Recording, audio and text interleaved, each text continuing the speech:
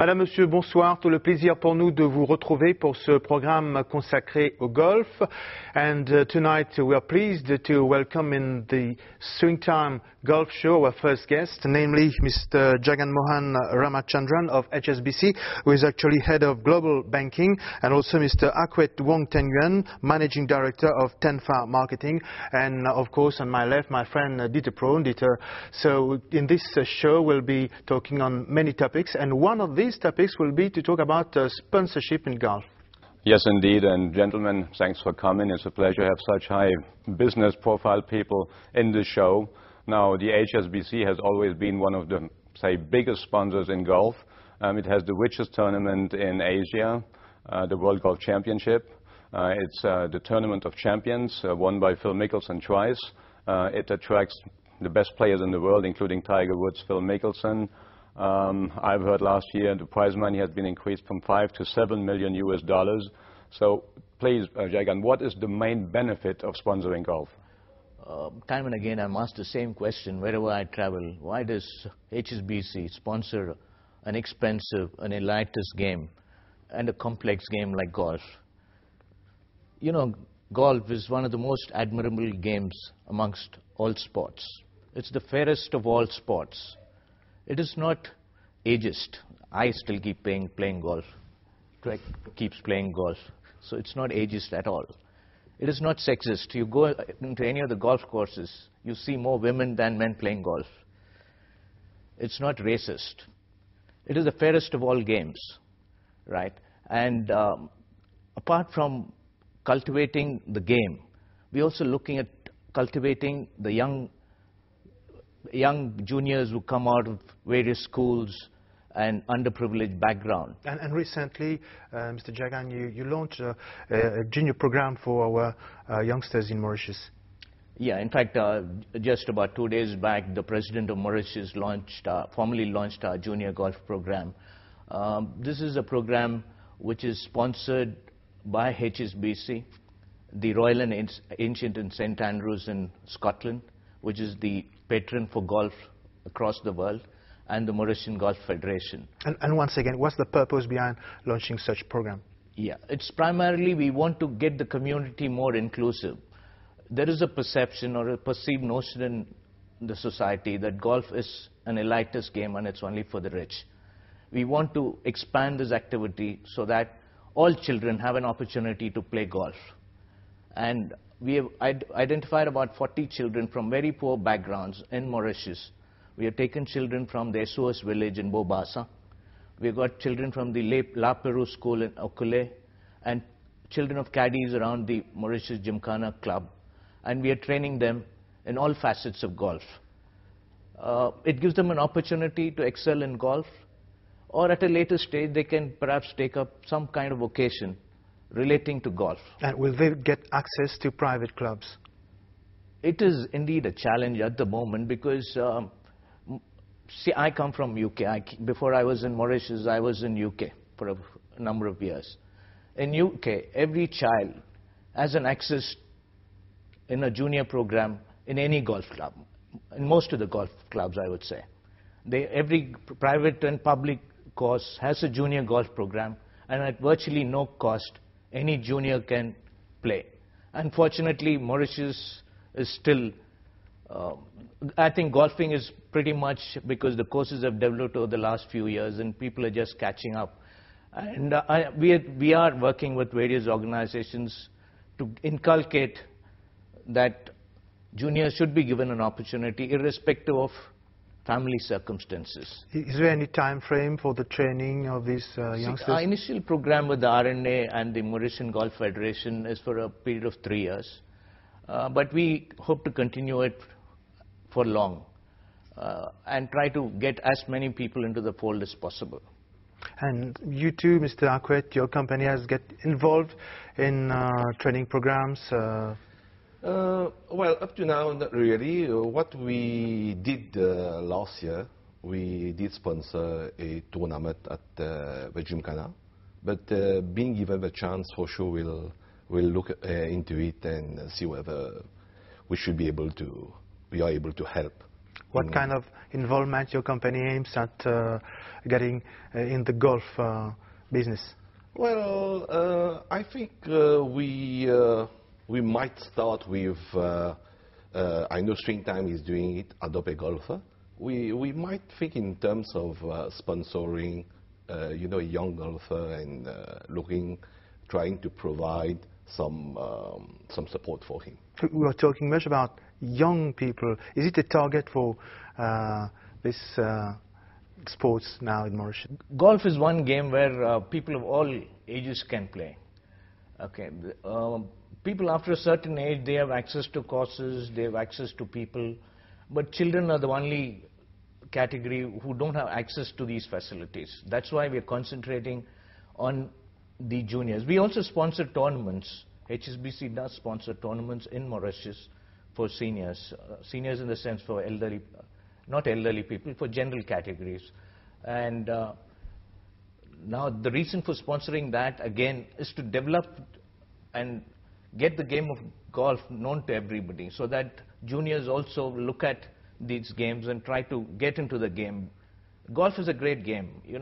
People get a lot of commitment, a lot of focus, hard work.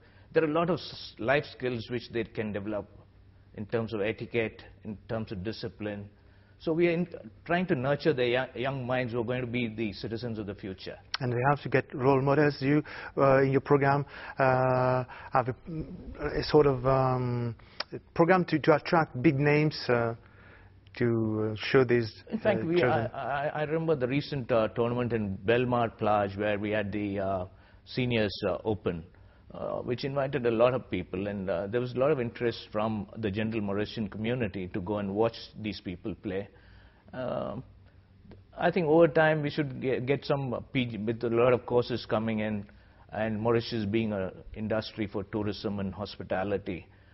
Perhaps at some stage we should get the PGA Tour in or the Sunshine Tour in. But in the long term, how do you see the development of these sports in Mauritius? And this question for both of you.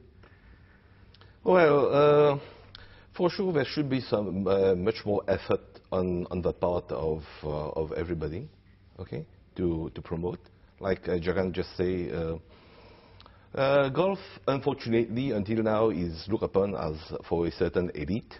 Well, for sure, being restricted on the number of courses that we have in Mauritius, we are sure that maybe a public course would have done a lot of good to the promotion of golf, which we should not forget is programmed to be on the Olympic in, I think, year 2012. And, well, if Mauritius is able to achieve so much good result now in boxing, why not in golf?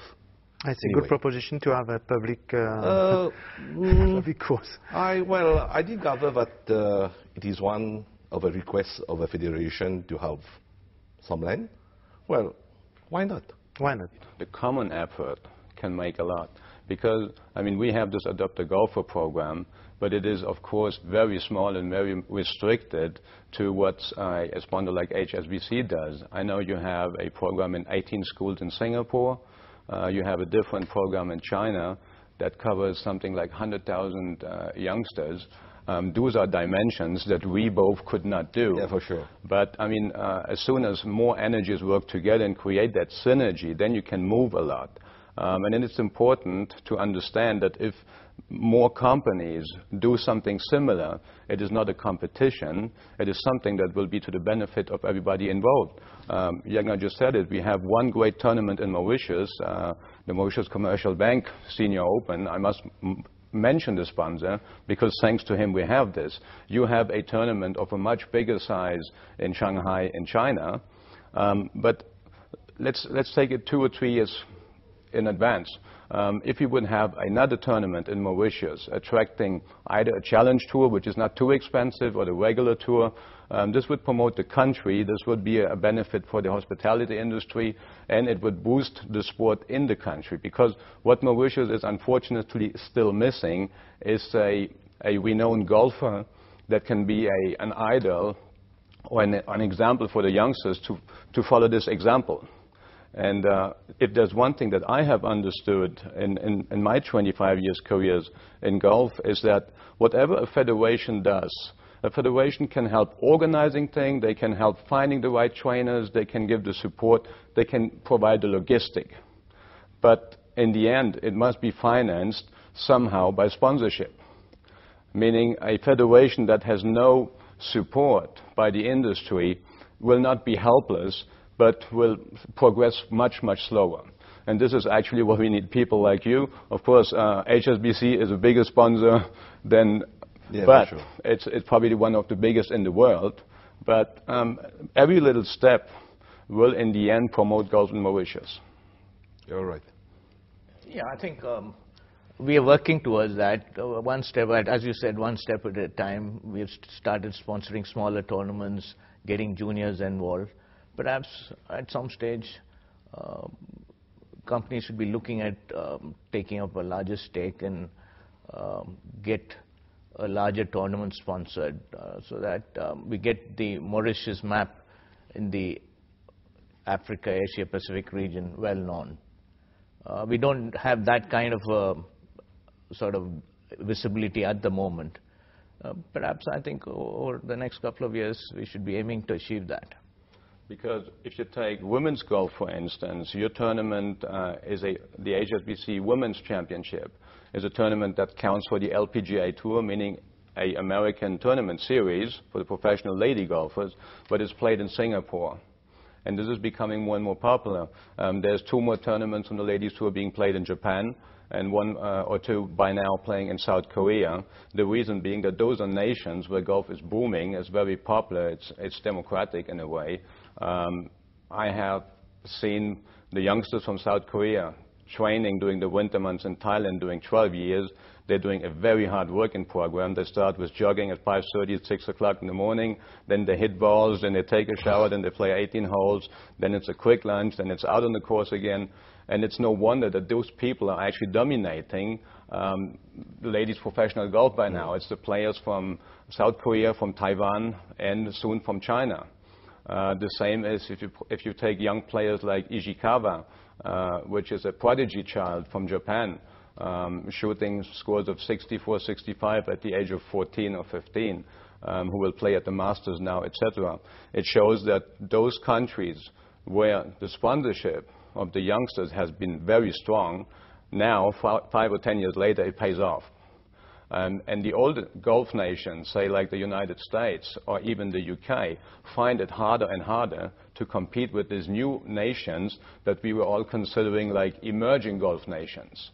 But China is building 10 courses a year, India does the same, so this effort in the end pays off. Of course, it's an investment at the beginning, but in the end, whenever you have a tournament, and like this tournament you have in Shanghai, has a huge, say, media presence. It is shown in worldwide almost. Tiger Woods being in the top 10, you attract a lot of, say, television spectators, so it always pays off. Encore une fois, merci à nos 2 premiers invités. On se retrouve dans quelques instants après cette page de pub pour la suite du Swing Time Golf Show.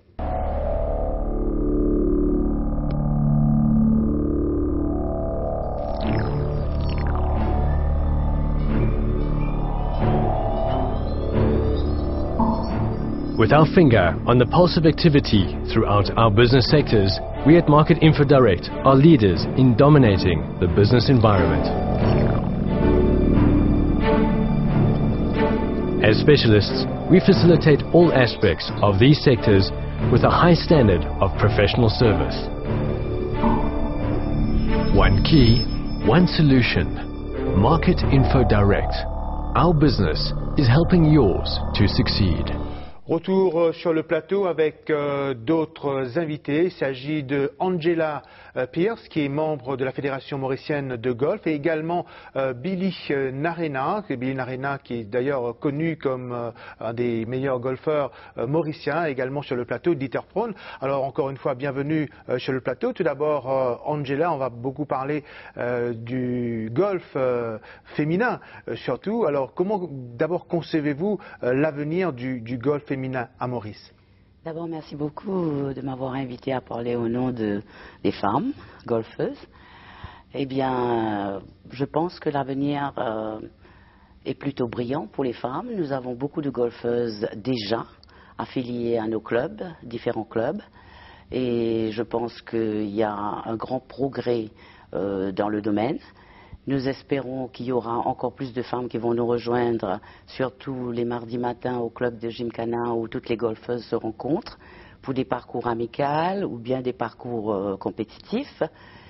Et aussi notre Ladies Golf Union qui, indépendamment du Golf Federation ou quoi que ce soit, est une entité plutôt privée où on peut s'affilier et jouer tous les mois un tournoi dans différents golfs de l'île. Et là, on n'a pas besoin d'être membre d'aucun club pour être affilié au Ladies Golf Union. Et au Gymkhana, on peut commencer à jouer au golf en prenant des cours. C'est pas nécessairement être membre tout de suite. Donc il y a toutes les possibilités offertes aux gens qui sont motivés. Est-ce qu'on peut dire, Angela, que c'est un sport qui s'adapte au rythme de vie de la femme? Certainement, on peut très bien s'organiser autour de ce sport. Les femmes dont les enfants sont déjà à l'école, ils peuvent venir faire 2 heures de golf et les week-ends, elles peuvent faire 5 heures de golf facilement. Je pense que c'est une question d'organisation de la femme, de sa vie familiale, de ses occupations. Et si elle est sportive, plutôt motivée, je crois qu'elle va trouver beaucoup de plaisir à s'inscrire à un des clubs ou à prendre des cours et se joindre à notre équipe. Et en termes de technicité, Billy, comment voyez-vous un petit peu l'encadrement des femmes? Je pense que comparé à 15 ans, 20 ans de cela, déjà maintenant avec les nouveaux matériels qu'on a, les nouvelles balles qui donnent un peu de distance, et moi je vois que les dames, je suis très impressionné quand je vois les dames, mais déjà comme Angela, elle avait dit là, c'est d'avoir des jeunes qui jouent.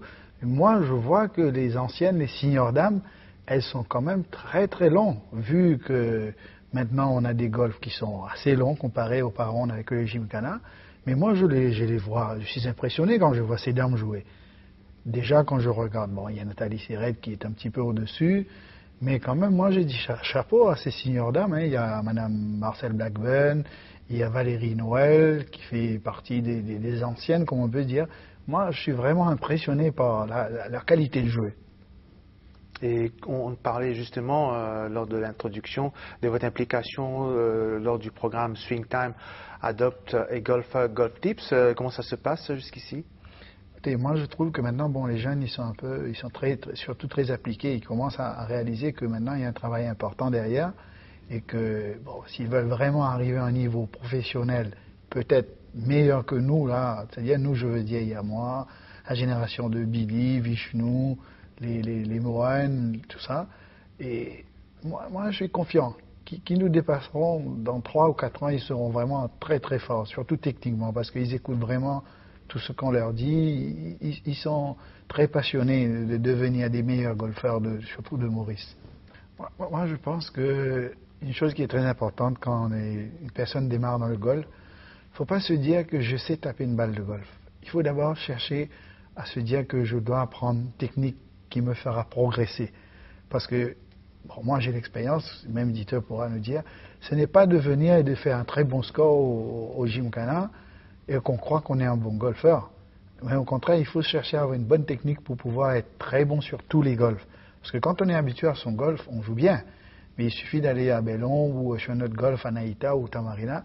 Là on se rend compte qu'il est très difficile, on n'est pas assez long et que bon, là il va falloir chercher peut-être des nouveaux clubs ou une meilleure balle pour gagner de la distance, mais en vrai dire, il faut d'abord travailler la technique. C'est ça qui est important. Si on a une bonne technique, c'est ça qui nous donne de la distance et surtout, du point de peut dire, bon, on est beaucoup plus précis, parce que si on a une technique qui nous donne une balle qui reste presque tout le temps sur le fairway, on a moins de soucis de sortir de ce gros rough. Mais là, moi, je pense que surtout pour les dames, quand j'ai entendu Angela, là, je crois que la meilleure chose pour ces dames de progresser, il va falloir que peut-être bientôt, pas tout de suite, qu'elles arrivent à s'organiser, à faire des matchs contre les hommes. Qu'elles essayent de faire ça, trouver une équipe de 30, 40 dames et se dire, voilà, on va faire un challenge avec les mecs, qu'ils soient pros ou les très bons amateurs, parce que de jouer qu'avec les dames, bon, arrivé un moment, elles se connaissent. Et de savoir maintenant si vraiment elles arrivent à progresser, ben écoutez, ce sera un challenge pour eux. Et là, voilà, c'est une invitation. Alors, un commentaire déjà, Angela? C'est une très belle invitation. Je pense que c'est un défi à relever pour nous les dames, je pense. Et sinon, pour vous-même, comment vous est venu cet engouement pour le golf? J'ai commencé il y a 10 ans au moins. Mais à l'époque, je n'avais pas vraiment les moyens de faire trop de leçons ou le temps de prendre beaucoup de temps. Mais j'ai quand même progressé petit à petit et maintenant c'est plus pour le plaisir que je joue. C'est pas vraiment pour gagner des compétitions ou quoi que ce soit. C'est pour participer, faire partie d'une équipe, faire partie des clubs de dames. Et comment voyez-vous l'évolution du golf en général à Maurice?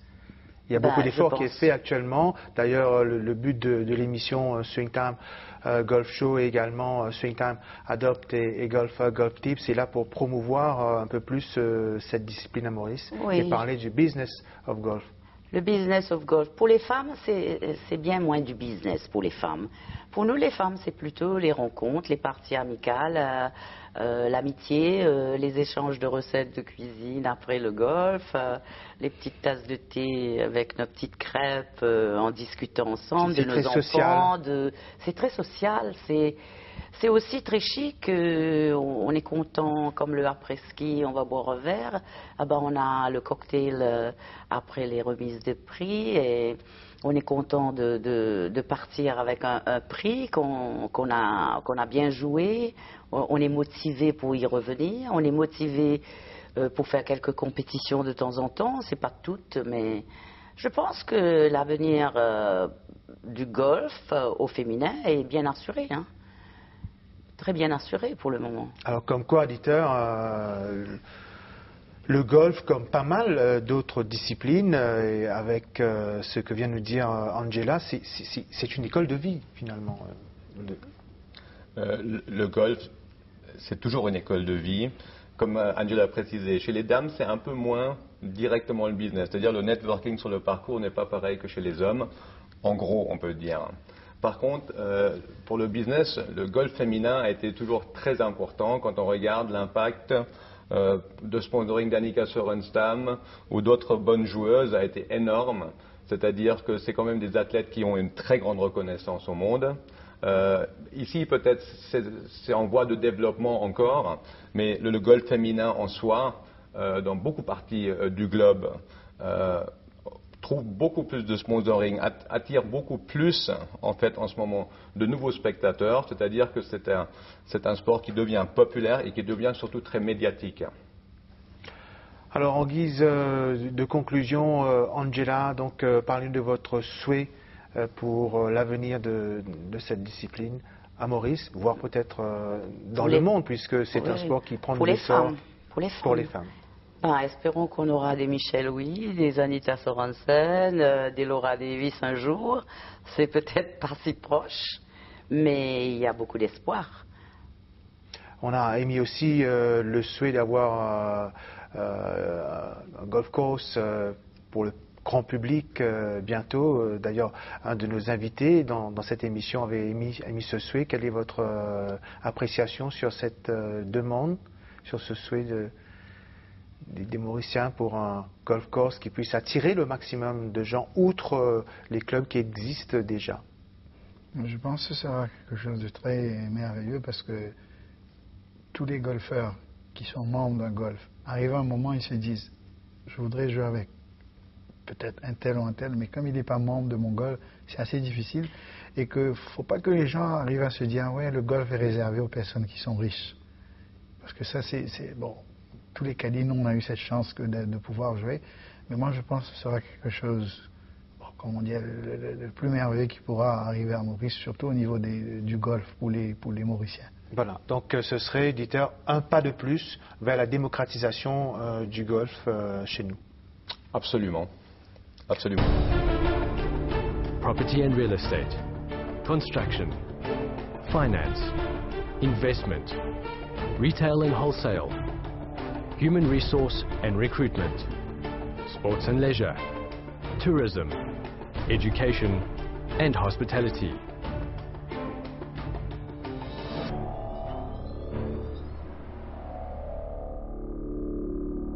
Market Info Direct. Our business is helping yours to succeed. Voilà, c'est sur ces mots donc que nous allons conclure cette émission en remerciant encore une fois tous nos invités qui sont passés dans cette troisième émission du Swing Time Golf Show. N'oubliez pas notre prochain rendez-vous, ce sera la semaine prochaine sur cette même chaîne à la même heure. Et bien évidemment, ce vendredi sur la 3, ce sera le Swing Time Adopt et Golf Tips avec notamment les conseils précieux de Billy Narena et de Dieter Braun. Merci encore une fois à toute l'équipe qui était de service. On se retrouve très bientôt pour une autre émission consacrée au golf.